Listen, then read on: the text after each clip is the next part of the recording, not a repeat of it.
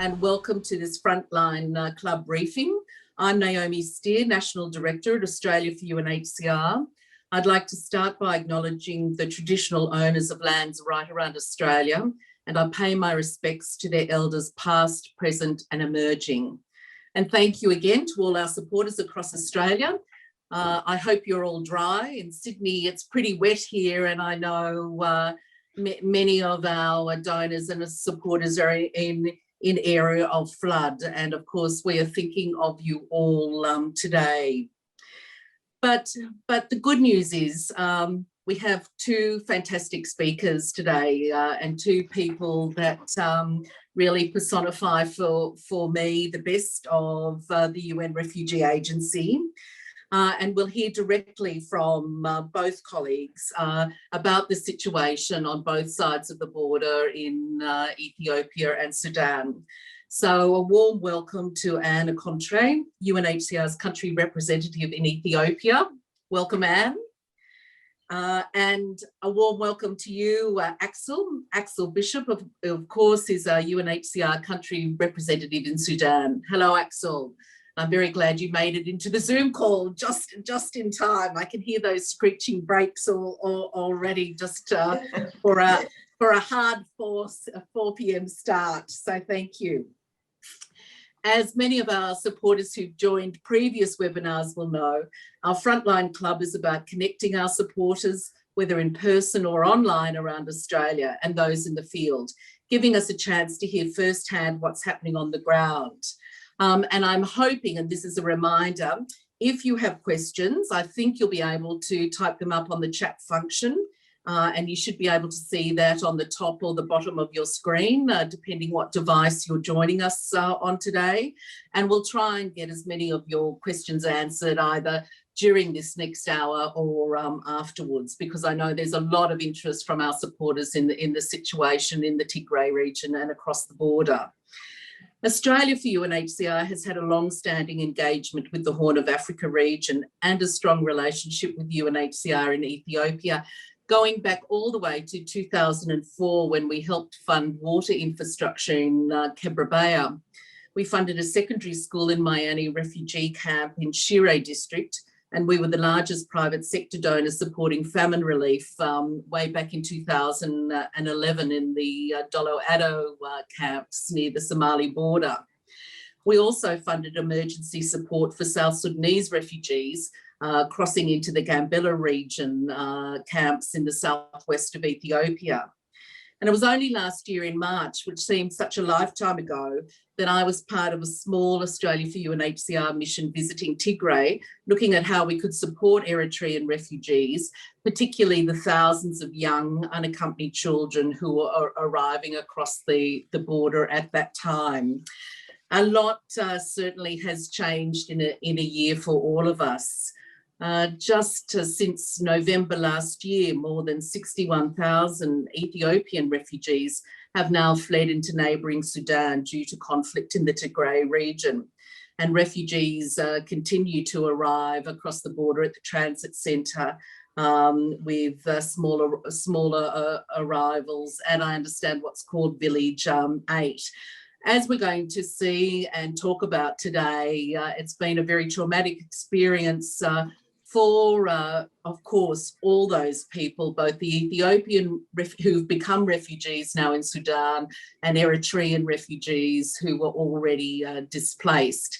And it's a very complex situation, and for an organisation like UNHCR to operate in, I know that there've been many challenges.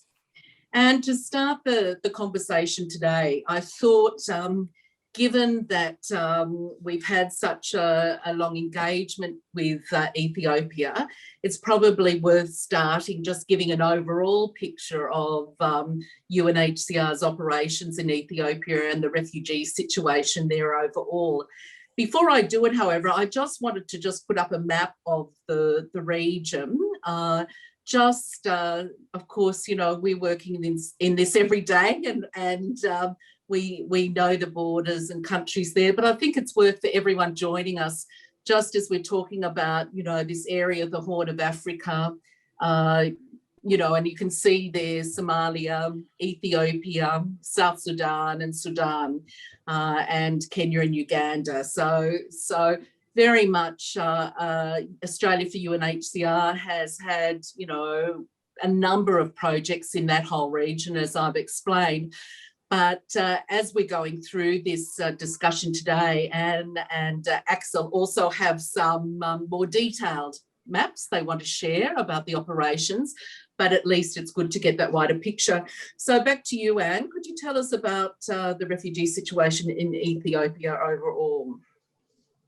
Thank you, Naomi, and thank you to all our supporters. I'd like to start out by acknowledging, with your support, Australia for USA and others like yourselves, we would not be here today speaking about our work for refugees. And here I am in Ethiopia.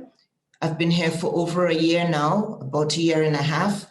And Ethiopia has been traditionally, for generations and decades, hosting refugees from all the countries from the surrounding areas. We have about 800,000 refugees, 26 nationalities.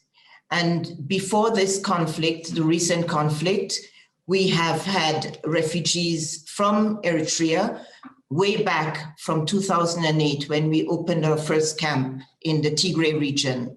Tigre region is northernmost part of Ethiopia and a region that hosts 6 million refugees, 6 million persons, about the size of Austria. So it's not a small region, it is a rather big region. The Eritrean refugees were about 100,000 in that region before the conflict. And it was bubbling, the tension between the northern authorities, those in that region, and the federal government. And everything, it was like a pressure pot. They held elections in August last year, defying the federal government's instructions to hold national elections, which we will be holding hopefully this year. And everything suddenly exploded on the 4th of November, when a place that had been normally running with good institutions, a thriving society, children going to school, the coffee shops, as you would have seen yourselves, beautiful jacaranda trees, the tuk-tuks, those little three-wheeled taxis, taking people here, there, and everywhere, and really a thriving economy. However, when everything exploded on the 4th of November, and since then we're still feeling the impact and the repercussions, refugees dispersed, the population was forced to flee their homes, there was looting, fighting, but most pertinently, there were no communications, no internet, no banking, no food. The farmers had missed a whole planting season. And that was really very traumatic for the whole population, most of all the refugees who are depending for the most part with some of the host communities who live side by side with them on humanitarian handouts and humanitarian assistance. Now we find ourselves, the 4 camps that existed, 2 close to the border in the north, completely destroyed, completely looted, and all the refugees dispersed throughout Ethiopia, joining IDPs, internally displaced persons. Some have gone to Sudan, some have gone back to Eritrea, believe it or not, and others found their ways to places in the south where 2 camps that still remained have been forced to host a population of about 20,000 displaced refugees. You spoke about the unaccompanied minors, which is a very unusual population in most refugee settings.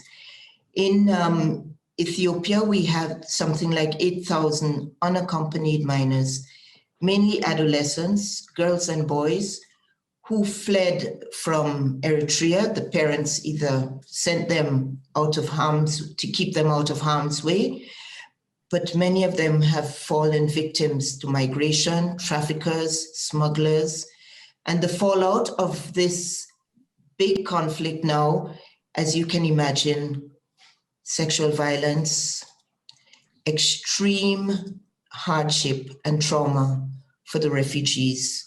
And this population, so far, we have been trying to account for many of them. We have over 1,000 that we've gotten in touch with directly. And the rest we're still struggling to find. Among the rest of the population who are dispersed, the refugee population, and some of the refugees who have found themselves in IDP camps and settlements. So to paint a picture of what we're having to deal with right now, 5 months, after the crisis, is really trying to, as much as possible, cater to the humanitarian needs of a population that's completely destabilized and traumatized. So I'll stop here for now. Yes, can I just have that map that you forwarded, which actually shows where some of the camps are and were. And Anne, if you can see that on your screen, I hope. Yes. And maybe if you could just talk us through. It's a pity we don't have the magic pen. We can Yes. So you see the Tigre region, which is a fairly large region. Yes, there, and it neighbors the Afar region on the right, and then on the left you have the areas on the left, meaning the west. You have the area Shemelba and Hitsas, the camps that existed. Yes, and Shire, the beautiful town you must have seen yourself when you visited. Yes. That was a thriving city. And the refugees came from Eritrea in the north and settled in those camps in the north. Now what is left are, of the 4 camps, are 2 in the south. Mayani and Adi Harush, very small, yes, right thereabouts, where we are now accommodating about 7,000 of the refugees that came from the 2 camps that are now destroyed. And you'll see on the western part where we border with Sudan, some have gone into Sudan and into Axel's jurisdiction where they're seeking help, with a lot of Ethiopians who are also seeking refuge in that area, nearly 60,000 or thereabouts. Mm-hmm. So the mayhem is in all that area in the north, caused by the conflict between the regional government and the federal government, that has caused extreme chaos and problems for the refugees and the population in general. Yes, thank you. And if we come, we were hearing and still are, really horrible reports, and you referred to some of those about the violence and human rights violations, but also I think what was most worrying was the limited access humanitarian organisations, including UNHCR, originally had. That clearly was one of the big challenges. And having been in that region myself only last year, UNHCR had a very big operation, international staff, national staff. Yes. I think people are interested in when it all happened, what happened to UNHCR staff, and then obviously how are we now supporting, and how did we support both refugees and the Tigrayans who were displaced? Yeah. So we had about 100 staff in the whole region. The international staff were relocated in mid-November for their own safety and security. All the UN pulled out and relocated to other parts of Ethiopia, many to Addis. We still had 40 staff. So we remained in effect, 40 staff remained in Shire, and about 10 in Mekele. But for months, we did not have access to go back, the international staff and our partners or the UN agencies, to go back and provide this humanitarian assistance that the populations depended on really to a large extent for their day-to-day lives. And as I said, many of them are farmers. We had a situation where we had, in the middle of the COVID pandemic, we had the locusts, the desert locusts that infested the area. This is a drought-prone region, part of the north, near to the camps. And if you can imagine, in the middle of the drought, the locusts, the COVID pandemic, this was a population that really needed humanitarians to be part and parcel of their daily subsistence. They saving lives, medical services, all the services, education, trauma counseling, all of those things were completely disrupted with the conflict that erupted after the 4th of November. Now I'm going to come back to you, Anne, with some of the I guess the situation now, and I know you've visited the region, but I want to come to you, Axel, because, you know, as Anne has painted that sort of early scene of thousands of people leaving and the chaos and the area closed off, you were on the other side of the border. And how did that emergency unfold for you in Sudan? Yeah, so first of all, I mean, we were also taken a little bit by surprise. As Anne said, she gave some indications that something was happening, but that refugees in these numbers were actually going to cross the border was something which was new. Now, the area where the refugees are crossing in is also an area which is very, very hard to reach. It took us the first time when I was there, which was like 3-4 days after the influx, it took about 9 hours to drive there from the closest town.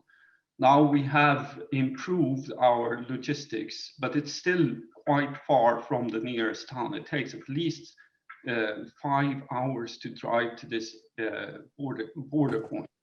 So when we came there were already about 10,000 people there. So to mount an operation in this very, very hard to reach area was difficult.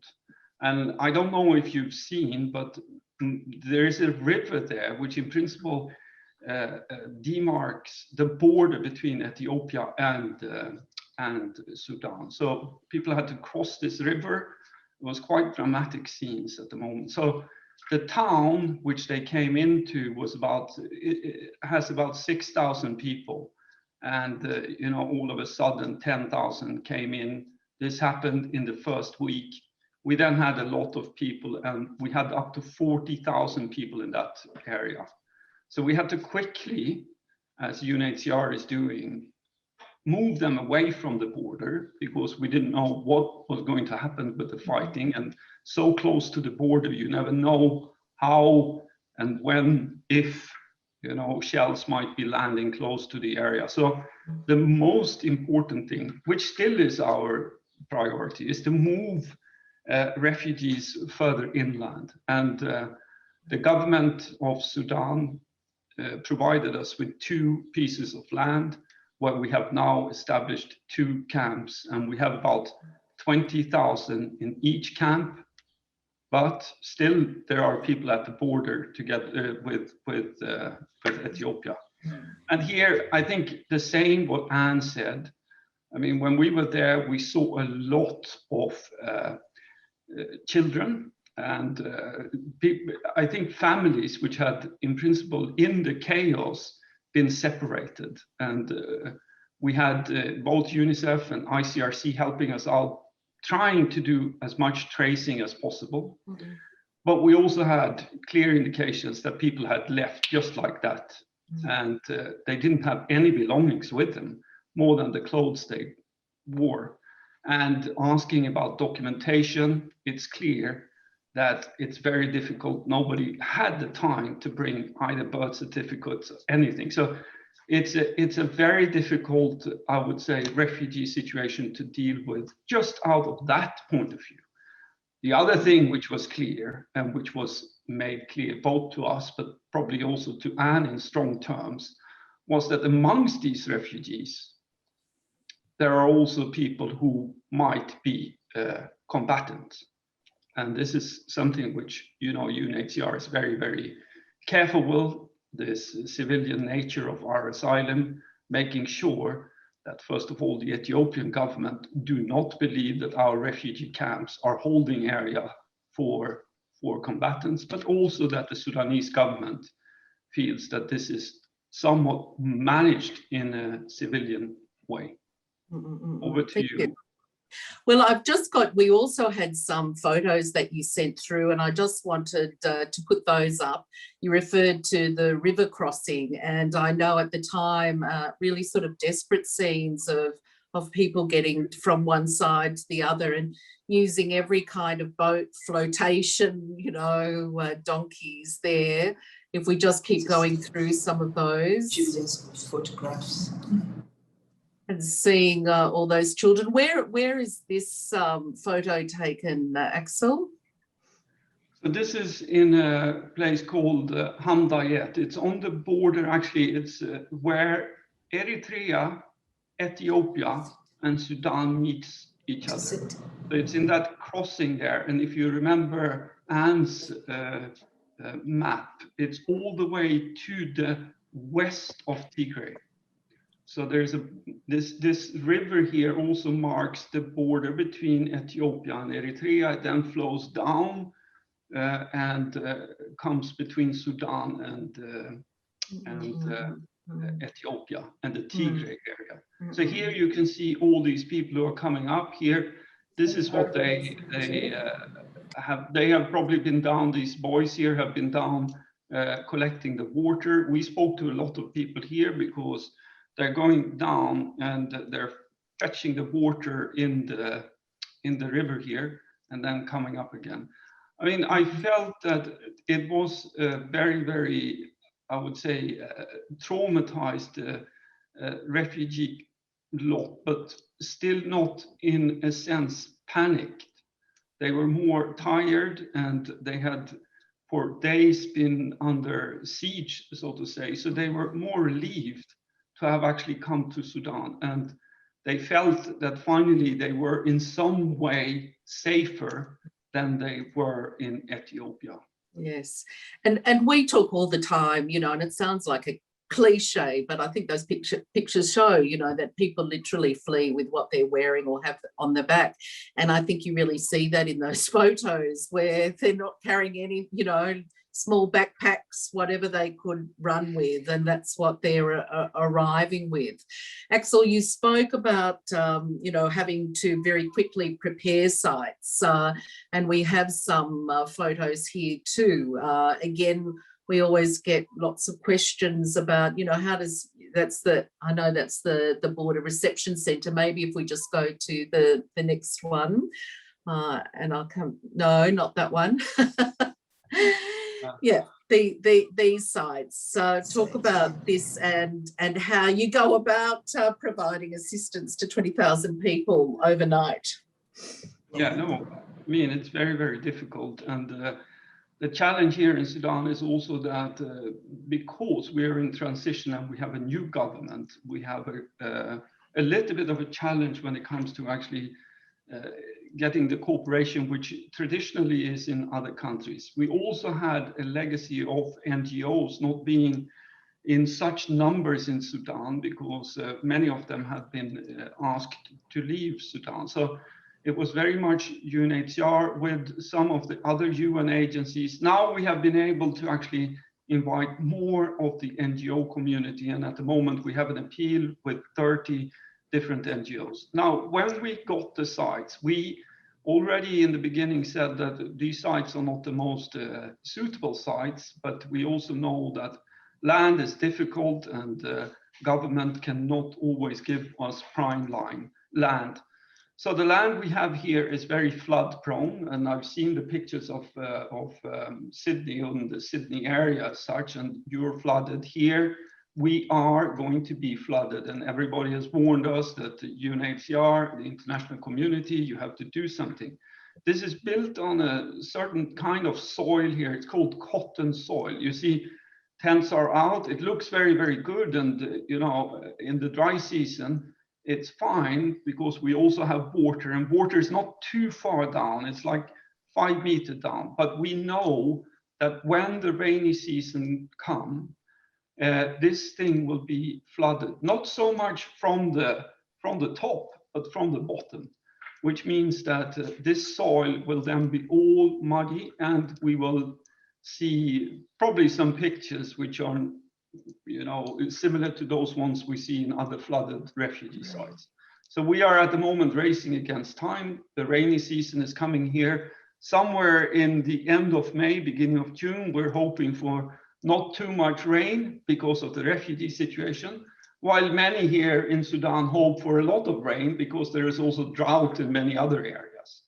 So it's going to be very difficult. But setting up these camps, I'm very proud of the UNHCR teams which have been up there. They've been working now for 4 months, flat out, trying to set up 2 camps, 40,000 people. I come from Sweden.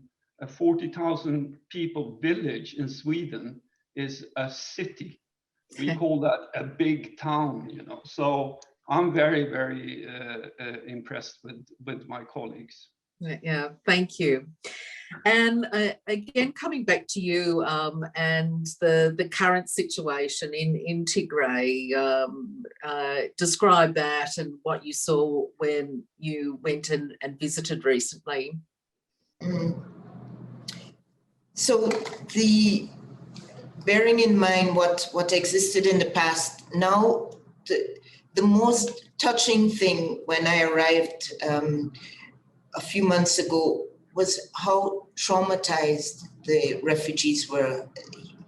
And I'm not talking about women breaking down, even men were really, really openly traumatized when we spoke about their experiences and what happened, family members that they are missing, family members that we haven't been able to trace, they haven't been able to be in touch with, witnessing the atrocities, sexual violence, rape of their sisters, their wives. And this is something that they haven't experienced before. This is not a region that has had that sort of sexual violence to such an extent. And I think between the refugees and the host communities, they were all traumatized. And it's something that, you know, I've been working with UNHCR for over 25 years, and I've seen so many refugee situations. This really, it touched the heart, and we feel the need to want to respond with counseling, mending fences between the host communities and the refugees. They were a close-knit society. They're all Tigrayans. Many of them Muslims, so they eat together, they pray together, and now the host communities treat the refugees with suspicion. They're too close, and they assimilate them with the military from Eritrea, who came in and who are still there, in fact, as part of the conflict, and seen as perpetrators and perceived by the local population now as real enemies, not to be trusted. Apart from that, of course, we have the physical destruction of infrastructure. The clinics that existed no longer existed. The schools are occupied by IDPs, internally displaced persons, and they're not functioning. So the normal structures, even the coffee shops, the little tea places, you know, it's a place where they drink buna all day, every day, morning, noon, and night with their injera and so on. And that's not happening. So you can feel, you know, sort of an eerie silence in areas that were very animated before. And now it's just a change that, you know, you long for the past. And while we can't live in the past, you can't help but remembering what it was and trying to reassemble, regain some sort of confidence, stability, and have sustained delivery of services. That's the challenge with the government and our partner, ARA, our main government partner, who has given us blanket access to the refugees. And we had that privilege as early as December, so about a month after the crisis started. but we need to sustain that. And the access that you talked about in the beginning is something that we need to really work on and have on a prolonged period so that we can go back to our operations in Shire and rebuild the confidence and the community living that existed before. So, yes. And for the Eritrean refugees who were there, and as I saw, and again, you reminded us, you know, it's a very vulnerable population. Many young girls, young boys, that's who largely I was meeting last year, who'd crossed, you know, into Ethiopia, living in group homes or foster homes because some were very young. Now, there are still people in camps, but as you say, many have dispersed into the community or across the border into Sudan, but also back to Eritrea. And one of the questions that I've got through from one of our supporters is, how can you monitor whether that's voluntary or not, and what kind of protection can UNHCR provide in that environment? That's one of the biggest challenges. We're no longer near to the border areas. However, those that come forward and those that make it to our reception centers or the reception center or to the camp, we screen them for their vulnerabilities, particularly the women and the children. As I said, we're really trying to account for the population, the refugee population who are in the camps in the north and who are now dispersed, and offer them specific services to the extent possible. So with the screening, we're really working on trying to provide shelter and identify these caregivers that it had been a well-established and it worked, you know, a system where mothers or other families took in some of these unaccompanied and separated children and the minors and cared for them. So in the two camps, Mayani and Adi Harush, we're putting that system back in place and trying as best as possible to trace those family members or persons who are dispersed or who were dispersed and try and have that work again. Because until we do that, it will be very, very difficult for those unaccompanied minors who can fall into the hands of traffickers, smugglers, and those mixed migration movements that we see on our television screens heading to Europe and elsewhere. And this, we really have to mitigate those risks to those young people to a large extent. Yes. And a question for both of you, and one of the questions that's just come in from Anne, I think here, is about, you know, you mentioned that, you know, rebuilding the links between, you know, within the community itself is really important. But for both Sudan and Ethiopia, very diverse populations, I think as the Tigrayan conflict has showed, also very complex. Ethiopia, on one hand, has been one of the most generous and open countries in terms of receiving refugees. We know that from the region, and now, sadly, we're also seeing outflows of people there. But I've been down in Gambella and I've seen, you know, the welcome and generosity of the local community there, because many of these borders, and it's a reminder, are often sort of artificial borders from colonial times or wherever. So you have people, you know, who once upon a time would have all been living in one community, living in different countries. So there's a lot of hospitality there. I'll start with you, Axel, I guess, and then come back to Anne. But in Sudan, it's got a very big refugee population itself. Talk about that, but also talk about how the host population feels about that and responds. I think similar to Ethiopia, Sudan has also a very, very good track record when it comes to welcoming refugees. I mean, at the moment, we have refugee caseloads all the way from Darfur, where we have refugees both from Chad and the Central African Republic, down to the south, where the main refugee population is the South Sudanese refugee population. You know, Sudan was split in two, and many refugees were created due to this, split of the country. And then when we come up to this border area, both with Ethiopia and Eritrea, we have a lot of refugees. We have both a large caseload of Eritrean refugees, which is old. This caseload has been there since the 60s. So it's one of the older caseloads we have in the world. Now, we also have Ethiopians now, and this Ethiopian influx is not new to Sudan. Actually, in 1984, there was already an influx of Ethiopians. They went back in the 90s. Sure, there are some people who are, I think, still here. But I don't know if you follow media on this. There was a very interesting article in CNN where they interviewed a person, two persons actually, but one was born in the site which we have now built. At that time, there was a refugee site there, and the Ethiopian community from Tigray built their own church there.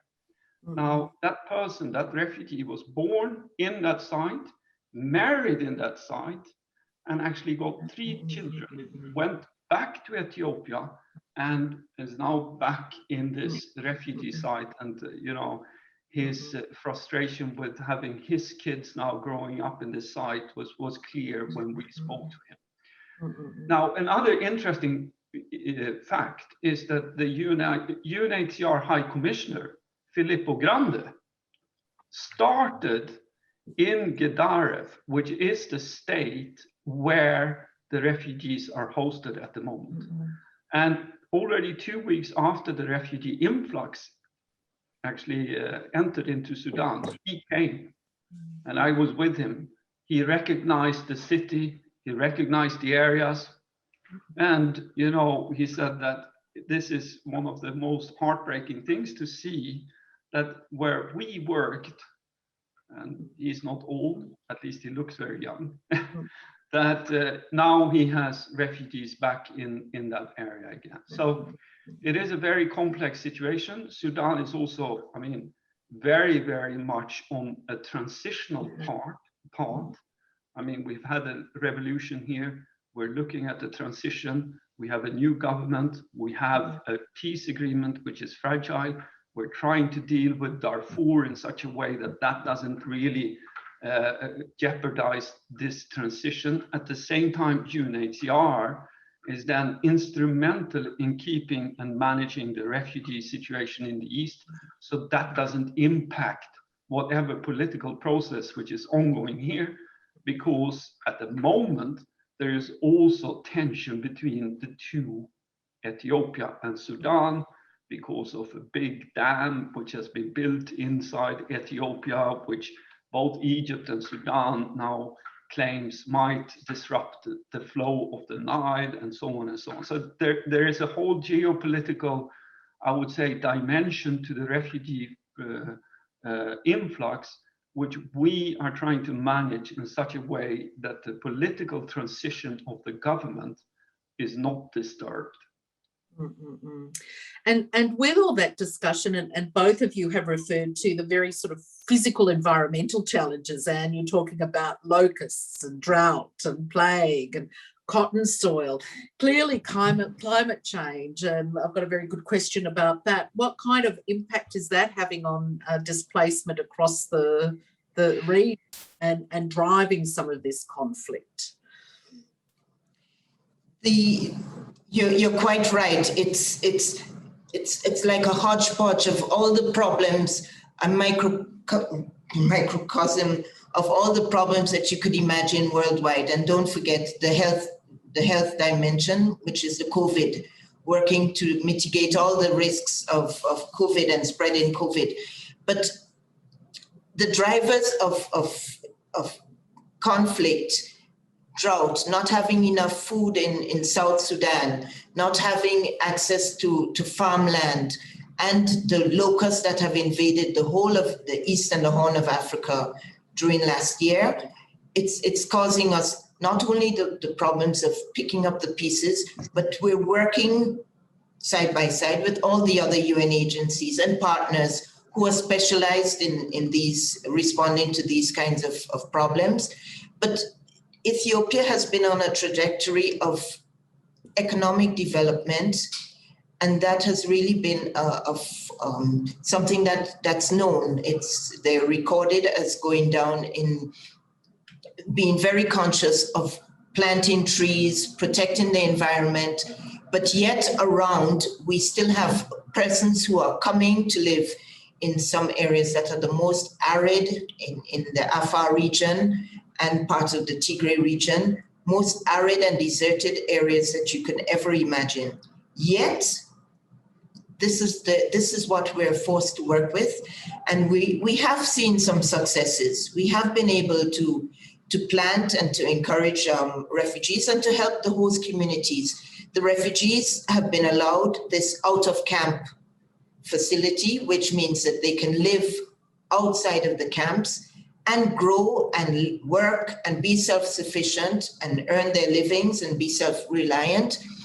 But the dimension is such that we have all these constraints, and working within these constraints has forced us to find some ways to help the refugees to succeed and to find their way. And they have been, many of them, but still we're set back now with the ravages of the conflict, and we have to find a way forward.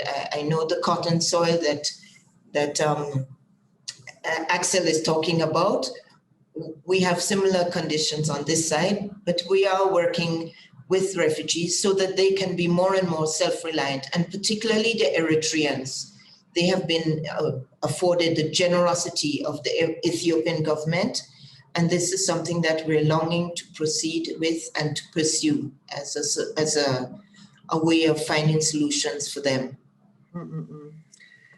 And Axel, on your side of the border, climate change and your observations about that, and anything UNHCR partners and with the government can respond to what is clearly going to get worse, I think. Yeah, I mean, it's clear that climate change will have an impact, and I think I told you before that Teneba, one of the sites, you in principle drive just from the road, you drive about 60, 70 kilometers straight inland. There is nothing. It's just, I mean, as far as the eye can see, this cotton soil.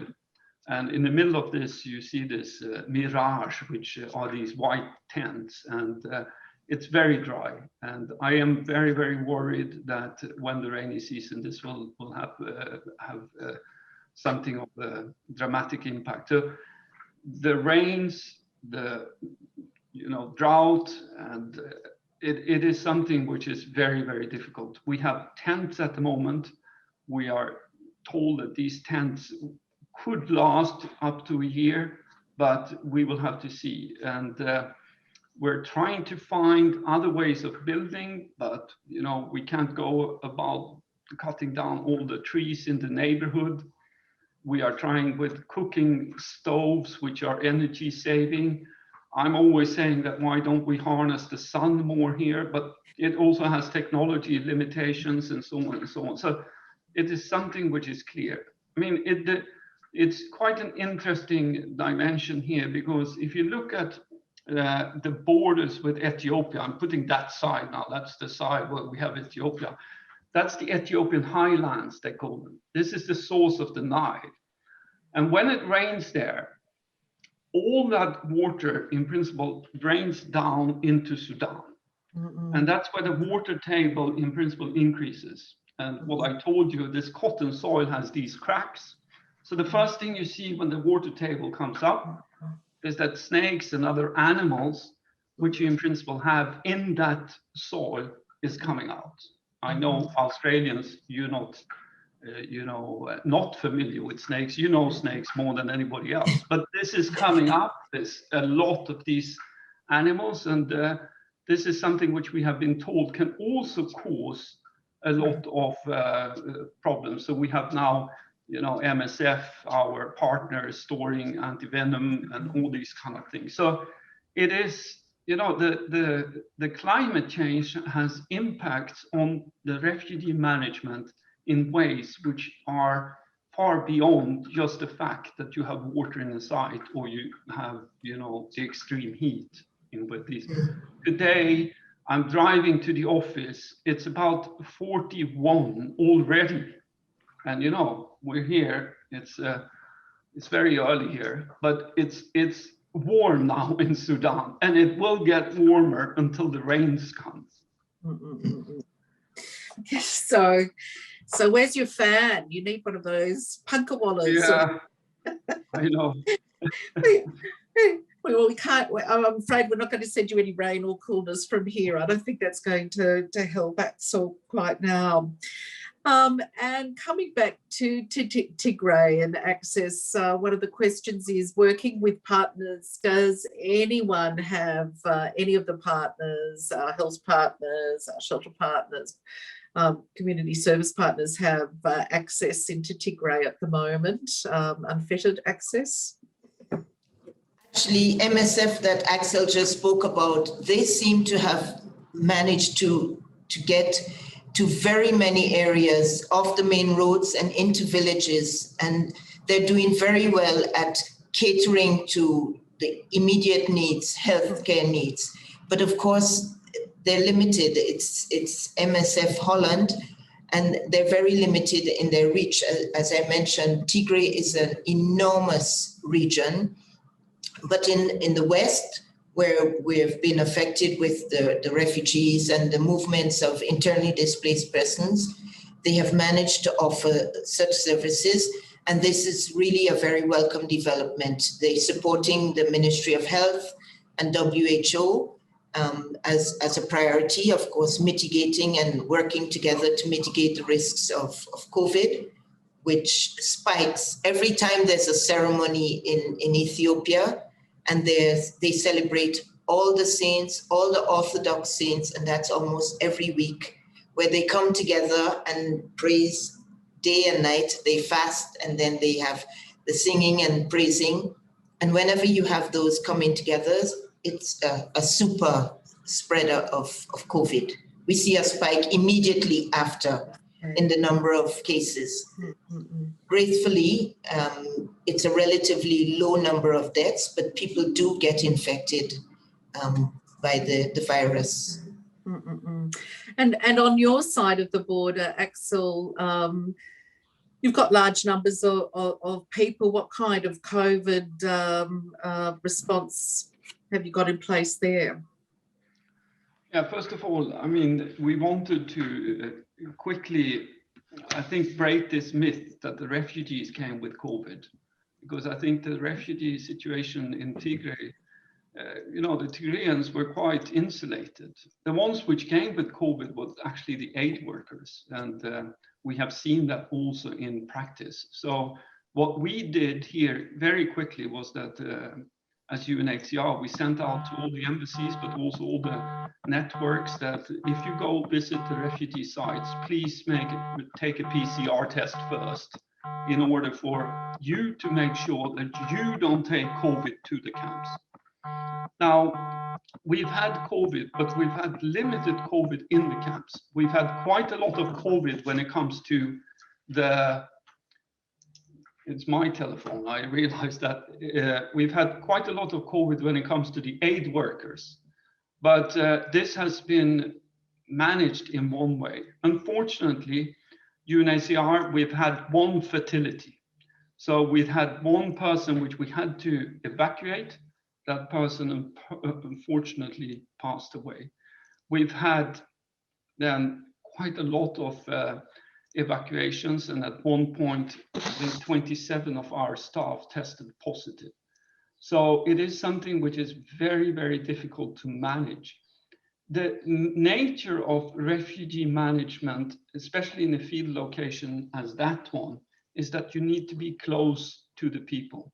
You need to be close to the kids, you need to be close to the women, you need to be close to everybody in order for you to be able to build that picture which is necessary for you to be able to respond. Is the water okay? Is the protection services there?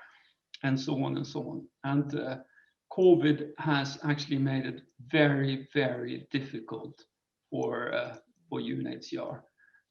Not only UNHCR, I think for aid work generally, and actually for all our work. I mean, it's not only the refugee work, it's work generally. So it's something which we unfortunately have been dealing with, and unfortunately we've had one of our very, very esteemed colleagues who passed away in this thing. So it's something which is not nice.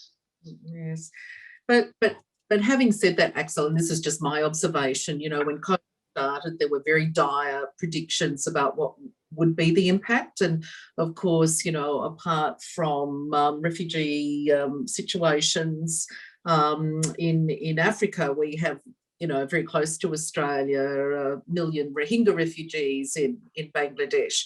And I just think it's this heroic effort on the part of refugees and humanitarian workers that there have actually been sort of very few large outbreaks of it. And people ask me why, and there's many reasons, but I would also say, and you two are sort of much more experienced, but in these environments, I think UNHCR partners and refugees are very conscious of being in crowded conditions and the danger of communicable diseases. And we've had Ebola in Africa, cholera, and which it's sort of quite extraordinary that there aren't sort of worse situations than we see. So I just say, huge effort at the end of the day, it's up to refugees themselves to have to protect themselves and families, but it's our job in Australia, for UNHCR's job, to help give people the resources to do that. And that's the role we want to play. Coming back to Tigray, and one of the questions is just to clarify, and I know it's complex, the question is around, is there conflict still there? And as we understand, there will be an ongoing political situation and possible conflict, but would you describe it as stable at the moment? And what do you see in the future, and if there's any resolution and possibility of Ethiopians who have now gone into Sudan coming back to the Tigray region in Ethiopia? So from early November, the federal government announced a state of emergency, and that is ongoing. The conflict, after 3 weeks, was declared over officially by the government. But Naomi, you and I know that the repercussions on the population in general are long-lasting. And while it may be declared over officially, we still have militia that are roaming throughout the region. We have the Eritrean military or militia. We have the TPLF, who are the main protagonists involved. We have the Ethiopian Defense Forces, and we have Amhara forces, that's from the region south of Tigray, and militia who are controlling some areas of the west of Tigray and roaming uncontrollably in this large, vast hillside, not even hillside, mountain areas where there are crevices and caves and all sorts of areas where they hide themselves. But there's still attacks, and there are very credible reports of sexual violations, of looting, of stealing, of attacks on banks, on the services, markets. So while there may not be active fighting as such, it's still a war zone, or an area where the conflict is still very much part and parcel of the lives of the civilian population and the refugees, which are of great concern to us. And you discussed this during our conversation today, but what would be the top humanitarian priorities for you right now? For us, we are craving for the access to go in and stay. we're now doing missions in and out of the region because the government has already declared insecurity is not, it's part and parcel of the daily lives. While they're not attacking the Tigrayans as such, the militia who are roaming in and out of the areas, we can't be guaranteed the safety and security that we had before. So if we could go back to Shire, to Shiraro, and the areas where we were, stay there and have the protection of the federal government and be able to be present to offer the protection. And also it offers a sort of stability to the population. Just seeing the humanitarians and international staff back there gives them a sort of comfort and a sort of normalcy that has existed for the last 10, 20 years or so. So that's the main ask, but also that we are allowed to bring in the supplies of electronic equipment, the food, and all the necessary goods and services that are needed to have normal lives in Tigray again. Those are the main asks, right? And of course, financial support to do what we do best. Yes. And Axel, you've spoken, you've had this Herculean effort in establishing the sites and at least giving people some modicum of shelter and protection.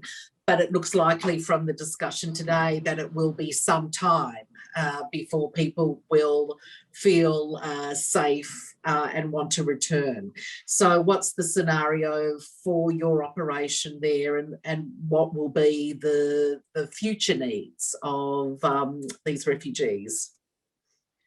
Yeah, so we are also very, very worried that this will take a long time. I myself, I served in Sri Lanka for about 4.5 years during that situation, and the Tamil situation is similar to that of TPLF and the Tigrayans. I mean, it's now very, very difficult to speak about the return with them. There are groups amongst the refugees who might now be able to return because they felt that they had to leave previously. But this caseload will probably stay here for quite some time. So we are racing now against time in relation to the floods. We need money for that as soon as possible. And we need to make sure that these refugees are being fed, that they have the water necessary, that they have the health, that the protection conditions are such that they are not put in harm's way.